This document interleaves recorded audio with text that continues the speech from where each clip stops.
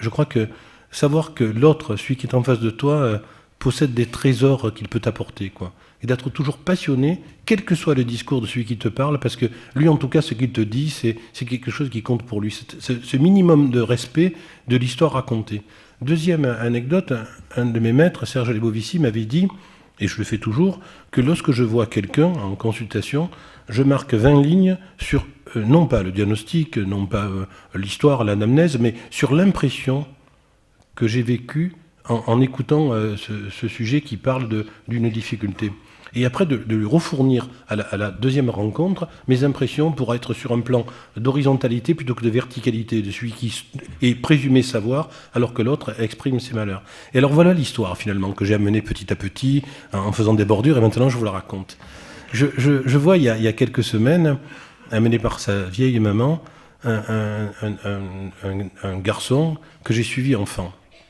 C'était un enfant autiste qui nous posait des problèmes insensés, quoi.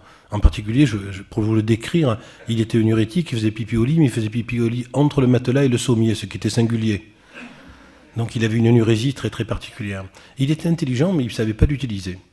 Et on se désespérait, parce qu'on disait, il a toutes les capacités, n'empêche que quelque chose qu'on ne connaît pas, biologique, la sérotonine, la dopamine. Alors, il y avait les tenants de poussons les explorations, sachant que quand même un IRM ne soigne pas. C'est pas parce qu'on te montre que tu n'accélères pas les scissures et que tu vas être mieux. Mais enfin bon, ça c'est la science.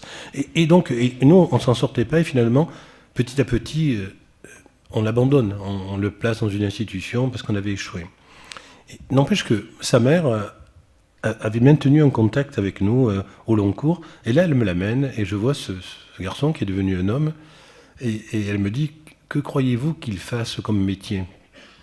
Alors moi j'étais déjà content qu'il ne soit pas dans un foyer occupationnel, qu'il ne soit pas isolé, etc. Elle me dit, c'est un métier qui est très proche du vôtre.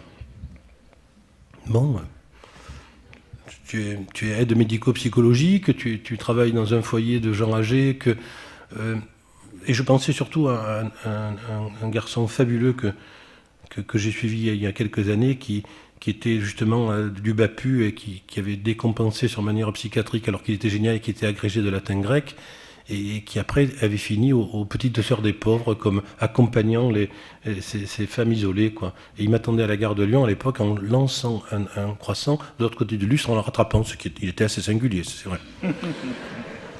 En même temps remarquablement intelligent. Alors qu'est-ce qu'il est devenu, ce patient ancien autiste? Alors écoutez bien, il est devenu hyper voyant. Il m'a donné ses cartes de visite et il reçoit en consultation des gens pour leur dire l'avenir. Et il dit, j'ai une technique, je dis toujours que leur avenir sera heureux.